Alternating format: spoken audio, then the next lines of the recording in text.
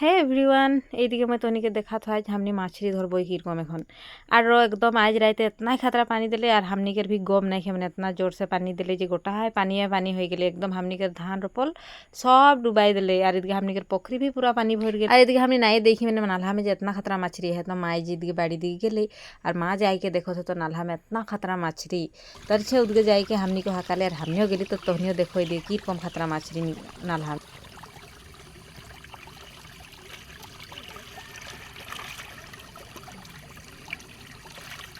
এরকম মাছরি দেখকে তো কেখন ধরমই লাগ যাচ্ছে মুখে। আর এদিকে ধরেকলে আহি যখন এখন মাছগুলাকে ধরেকে লাগি আর ধরেক में जितना मुझे ভাল लगला फुर्ती लगला মানে खाए में मुझे उतना ভাল नहीं लगला मछली किंतु होले भी और मुझे धरेकले बहुत ভাল लगला। আর এদিকে इतना मछली गिला हन सबटाके हमनी तो এদিকে हमनी मछली गिलाके धरते ही आधा धोइरी आधा गिला नालहा में आहे। এই এদিকে देखो था ना এদিকে পুঁটি मछली गिला মানে পুঁঠি বলে এইটাই মাছরি লাগে বেলেগ মাছরি নাই লাগে। আর তহনিকে কাকে পুঁঠি মাছরি ভাল লাগেলা কমেন্ট करके জানাবা।